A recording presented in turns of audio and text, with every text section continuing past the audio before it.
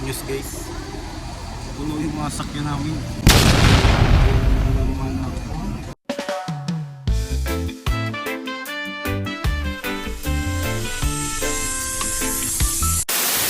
Magandang umaga po sa inyong lahat. So panigurado hindi nyo po kilala. At first vlog ko to eh. Ayun.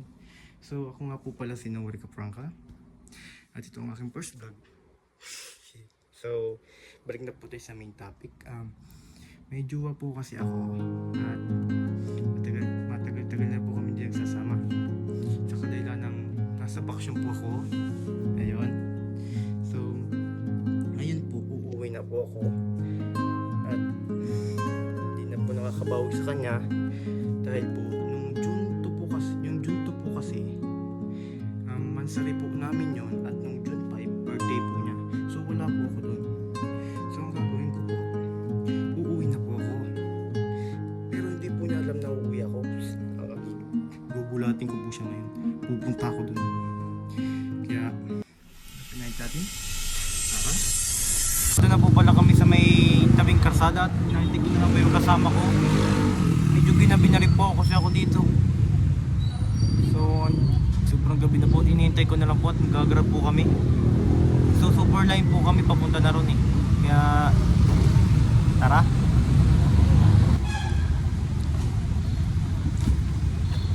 Oops. So unahin na nga po pala. Tara na. Tara.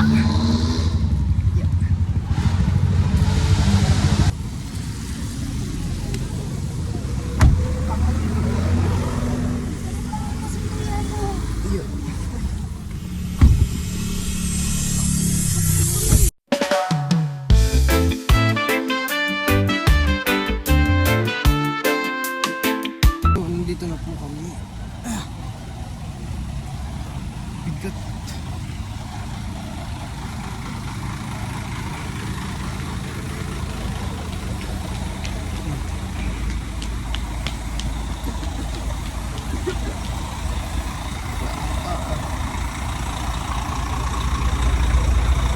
So, good news guys. Puno yung mga sakyan namin. Maghihintay na naman ako.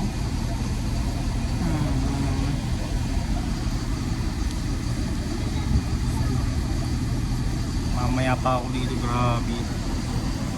Hihintay pa ako ng next na bus para maka-uwi na ako.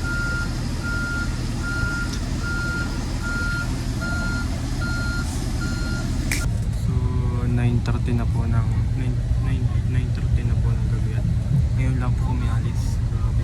Balik po hintay ko. Kaya tara na. So ito na nga po pala ako. So sobrang pagod ng biyahe ko, grabe, layo-layo. So ito na po pala ako, itong bahay ko, bahay namin.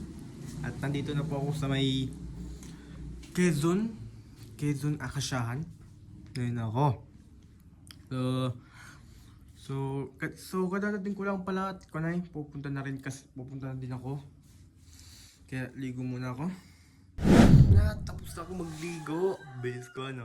So tara na. Hindi ko na ito papatagalin. Tara na. Hi guys. So, kwento ng buhay niya. Ako na po yung magkakwento kasi ito yun. Surprise daw po na niya ako na nauwi siya dito sa amin. Tapos, alam ko na po yun dahil nakita ko sa cellphone ni ate ko. Nakita ko yung usapan nila na uwi daw po siya ng 7. Tapos nakita ko yun, sabi niya kasi sa akin 13 daw siya na mauwi. Naniniwala ako. Tapos nakita ko doon sa cellphone ni ate na 7 daw ang uwi niya. So nalaman ko. Tapos nung nakita namin ni mama na nandun na sa bundok ito, dahil pupunta kami sa Magunsong, dahil magdala ako ng gamit, tinaguan ko siya. Umaga ko, para hindi niya alam na nandun ako sa bundok. Tapos nakita niya. Kala ko nga hindi mamamula. So yun lang.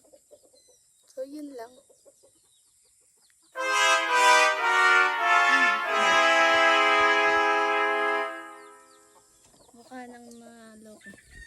Pero hindi niya alam. Hirap ako kasunod.